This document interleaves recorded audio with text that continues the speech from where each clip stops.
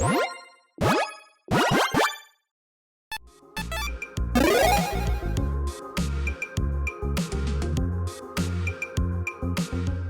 everyone, Mitch coming in for the Compare Scores Studio. Welcome to the show.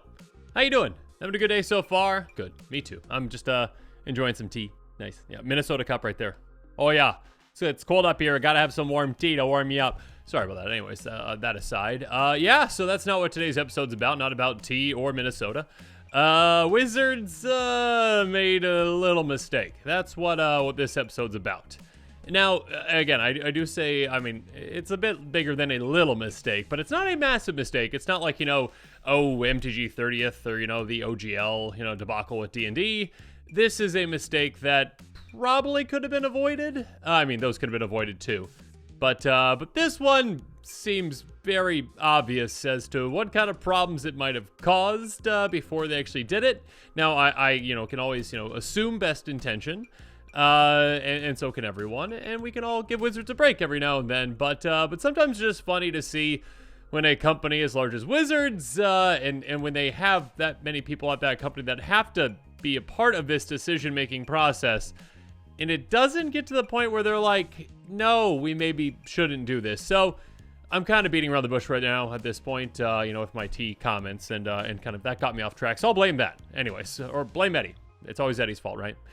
But now let's jump into it and talk about Blogatalk. So this is Mark Rosewater's blog. And on a most recent blog post, Mark was asked by Tybonal13.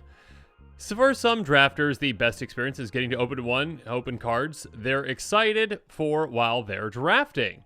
Mark, I love the Phyrexian language cards and would be elated to open one in Drafter Limited, but how would moving them to a non-draft product be any different from other non-draft treatments? I can't pull Extended Arts, Step and Complete, Oil Slick, or Jumpstart cards in draft, but Phyrexian, the only treatment outright harmful to Draft Limited, must be in those boosters. I don't get it.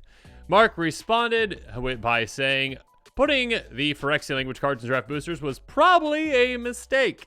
We've gotten plenty of complaints about it. Mostly, I've been trying to explain how they got there in the first place. We thought there were going to be one of the most popular booster fund versions, and we know that some players only buy draft boosters. It wasn't that long ago that I created an uproar here when I asked if we should leave booster fund treatments out of draft boosters, so it's a more great topic than I think most players realize. So, basically, draft versions, or sorry, the draft packs most recently have started to include in the most recent set Phyrexian treatment versions of those cards, which is good, when it comes to people being excited about, oh cool, different kinds of treatment and whatnot. But it's slightly problematic when it comes to the actual purpose of a draft booster, at least for some, which is, drafting it. Because with a Phyrexian art version, and I'll show those here in a little bit, the text is not legible for the vast majority of us out there that don't speak and read Phyrexian, which I do not. I don't know if you do. Let me know in the comments below if you do. That's very impressive. But I do not. And also, so during a most recent tournament, I believe is at Magic Philly, according to someone on Reddit, apparently Reed Duke, who ended up winning, I believe, I'm not sure exactly what was the draft format or whatnot, but Reed Duke ended up winning. Great. Congratulations, Reed. Apparently had a Phyrexian language Luca and didn't remember the ultimate, which I don't blame, obviously Reed Duke. I mean, there's like a ton of text on, Phyrexian or just any planeswalker essentially, right? And when they're in Phyrexian, you can't exactly read it. It's completely understandable. And yeah, that kind of, treatment on a card does lead to some confusion and to misplays, and probably led to a lot of those in that tournament or kind of any draft environment, essentially. I mean, just think about trying to even draft the cards. But regardless, yeah, here's a version of Luca. I might have already put it up on the screen depending on when I'm editing this, but yeah. The version of Luca, essentially, that's all Phyrexian treatment, and I can read absolutely none of that except for, the +1, -1, -4 over there. I can read those numbers, obviously, and the +1 I can read, the red and green mana symbols, so cool. We got that, but other than that, yep, no idea what this does. I could cast it effectively, but I could not do anything with it. And yeah, I mean, even though Reed is a pro, and definitely, I believe Reed actually took notes on these too, yeah, it's completely understandable if you write down the wrong thing or whatnot, even when you're actually going through and playing the cards and trying to make sure that you're getting it right with all these other things going on. So yeah, I mean, if you see the actual, version of Luca Bound to Ruin, that -4 is Luca deals X damage divided as you choose among any number of target creatures under Planeswalkers. X the greatest power among creatures you controlled as you activate this ability. Someone mentioned that Reed might have thought it was a fling effect, kind of like a sacrifice and deal damage. So yeah, that could lead to a dire consequence if you're like, yeah, I activate this -4 and I'm choosing this creature, and you're like, oh, okay, well, you just destroyed your own creature essentially. So yeah, there are definitely kind of misplays that can happen with these. I mean, if you're completely familiar with the card and you're buying it maybe for your EDH deck, yeah, you're going to be, more familiar with it than, just day of drafting it essentially and just throwing it in, for the first or second time you've ever played the card. So there are definitely, mistakes that are going to happen with these, but yeah, when they're happening with pros too, I mean, that's not even like the main issue potentially, because I mean, just imagine kind of being a new player who is drafting, maybe for one of the first times that they're ever doing this. They're going through cards, you pass, the 15 that you get or whatever, and you get, a new, 15 or 14, whatever there is left. And you just look at, the ones that you got, and you're like, oh, okay, I know all these cards, I can read all these cards, but what in the world does this one do? Because it's in a language that I can't read. And also, if I do want to look it up, I probably would have to know the actual name of the card, which I don't, because that's also in Phyrexian. So if you're not familiar with Magic and the potential characters or the story or the lore, how do you go about looking that up? I mean, outside of, maybe typing in and hoping that you can find, okay, Phyrexian language cards, all will be one, and then trying to find those quickly, trying to find the translated versions of those. And yeah, this is all just during a draft. So that can definitely be pretty problematic. Yeah, and just trying to, I mean, also on top of that, again, while you're drafting, trying to figure that out, and then also trying to evaluate that card, and then also trying to remember what it does again when you are actually playing. So yeah, it's kind of interesting. Again, yeah, I understand Wizards, being like, okay, like more people want these treatments and want them more available, but also, yeah, I mean, there's definitely some big consequences that happen with that. I mean, when you're, putting them in draft boosters, that's for the draft format. There are going to be some issues there. It's kind of like a previous issue that Wizards kind of ran into with a similar but different art treatment essentially on a card, and especially with a very specific one out of those. And I'm going to pull up Cryptic Command, which actually does have the name of the card, so you would know that you could look it up, yes. But yeah, this kind of full art version of, this card is really cool, but yeah, unless you know exactly what Cryptic Command does, you're not going to be able to utilize this card effectively. I'm not sure if, this was utilized in draft at all regardless, but yeah, just utilize it effectively in a game. I mean, I believe, oh goodness, I challenge you to do this as well. If you want to pause the video real quick and challenge yourself on this, on what Cryptic Command does, go for it in the comments below right now. And make sure you come back though, but here we go. Here's my attempt. Choose 2 out of 4 essentially. Draw a card, counter target spell, tap all creatures target player controls, bounce a permanent. Let's see what we got. Okay, so on the actual Cryptic Command, here we go. Instant for 1 blue, choose 2.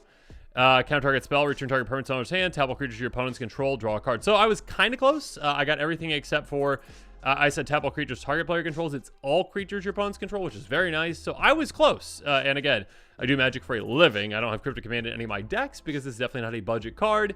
But yeah, just think about, again, a new player, again, with a similar situation with the Phyrexian cards being like, I don't remember what my card does, especially a Phyrexian, Planeswalker, where you're like, it does so many things. What in the world am I supposed to do, essentially? So yeah, it's kind of, it's an interesting situation that Wizards kind of got themselves in with this. Even on a more, well-known card, if you don't know what it is, you still gotta look it up. And how do you do that when you don't even know, if the name has, what the name is? I mean, like, hey, okay, so here's a new artwork card, right? We've got this one, and if you're not familiar with the new set and what this card is, you might not know what this card is. And then how would you go about looking that up? So even though, it's a much more simple card than, say, a Planeswalker, yeah, there's still gonna be a problem when you're like drafting and you're like, oh, okay, yep, is this card good? Well, it's a rare. It's probably pretty good. Yeah, I'm not sure. So yeah, if you didn't know, this is actually Phyrexian Arena. This is a pretty simple card again, obviously. At the beginning of your upkeep, you draw a card, lose 1 life.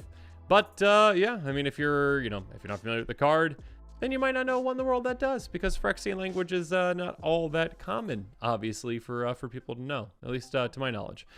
It could even be a problem on something even very, very, very simple. I'm talking about, like, a card that most players in Magic might know. But again, if you're a new player, you might not know what in the world this is when you're looking at it because, well, let's just pull up a card. So how about this one? This, I mean, to the vast majority of players out there that have seen, full art treatments, or I guess I shouldn't say vast majority of players out there. Maybe the vast majority of players haven't seen full art treatments for, basic lands, essentially. Yeah, this is a basic island. But again, if you're a brand new player, you might not know that. And also, yeah, I mean, it kind of looks somewhat similar in a way to like a full art version of a card. I don't know what the art cards are, I guess I should say. Something like this, where it's kind of like, okay, it takes up the entire card. Yeah, it's got these weird sketches on it or whatnot. Cool. Okay, so it's not a card that I should be playing, essentially. I mean, and that obviously is a small example. It's not really going to affect all that much if they're like, oh yeah, I'm not going to take this basic land or whatnot. Those get, thrown away anyways. Not thrown away, but thrown in the middle. The full art ones probably don't. Regardless, I mean, yeah, you don't know. You might be a little confused if you're a new player, especially. And again, even pro players getting confused on, these things as well. Now, obviously, when it comes to the number of cards in this set, and I'll put it up on the screen, but yeah, let me know if my search was incorrect, and maybe I'm wrong on this, but it looks like there are 12 total cards in Phyrexia All V1 that had the Phyrexian text on them, essentially. So yeah, I mean, not all that common, when it happens, but it is going to happen in drafts. So yeah, I mean, it's just, again, something interesting that Wizards, definitely had to balance with things like, okay, more players want these, so how do we get them available? But also, yeah, we're going to be causing some issues by doing so, and definitely some headaches with that. I mean, it's definitely not the end of the world. It's just a simple, very easily avoidable mistake. And it's one that's definitely caused some headaches already. It's going to cause some more headaches down the road. It's not very new player friendly. And also, it's just kind of like a Wizards chose, booster fun, which I absolutely hate that phrase. It is just, gross. It's all kinds of gross. Over gameplay, over the gameplay experience, essentially. That's just basically, kind of par for the course lately when it comes to Wizards, where, yeah, they're just kind of making these decisions for, okay, we have these cool treatments. Great, cool. We're trying to make them more available, but also trying to hype up a set, hype up a product, and be like, oh, you've got a chance of opening this or this or this or this or this or this. And yeah, it's impossible to figure out what's in all the products anyways right now. But yeah, choosing, hey, let's put this really cool art treatment in there versus, hey, these are draft boosters. They're going to be used for draft. And by putting these in here, we are going to be causing some problems and some headaches, not just on, again, a new player level, but also on a pro level. Yeah, just overall. So yeah, it's a very strange decision. It's one that I personally probably wouldn't have made, but I mean, again, I'm not in that position to make that. It's nothing that, people should be, yelling at Wizards for. It should be, basically, hey, maybe don't do this in the future. Maybe just, maybe think through this a little bit more next time. And again, you think someone like Wizards, some company like Wizards that, again, has enough people there to kind of speak up and say, yeah, we tested it and it's probably not a good idea. So yeah, we'll see. We'll see if this kind of thing happens again in the future. Again, we've got Mother Machines. Sorry, that was Alice Norn. We've got March of the Machines. No, March of the Machine. It's I don't think it's plural. I think it's singular. I keep making that kind of mistake. Again, I'm making mistakes now too. I'm sorry, Wizards. But yeah, it's something that we might see again in that set, because I'm sure they already have those things printed and ready, and so we'll see. But yeah, let me know in the comments what your thoughts are on this. What would you have done if you're Wizards? What decision would you have made? Are you excited to see these treatments? Yeah, let me know in the comments below, of course. And as always, thanks again, and have a good one. This show and episodes like this one are possible thanks to viewers like you. If you're looking for an easy way to help support this show, make sure that you like, share, and subscribe. Also, hit that bell notification icon so you don't miss any new episodes. You can also go check out our playmats and other merchandise at thecommandersquarters.com. We also have a ton of brand new t-shirt designs in stock, so make sure you check out those as well. Another easy way to support this show is with our TCG Player affiliate links. So whether you're buying a deck or individual cards, you can use this general link right here or one in the description. And the final way that you can support this show is by supporting us directly by becoming a patron. There are many benefits to being a patron, and I truly couldn't do this without all of their support.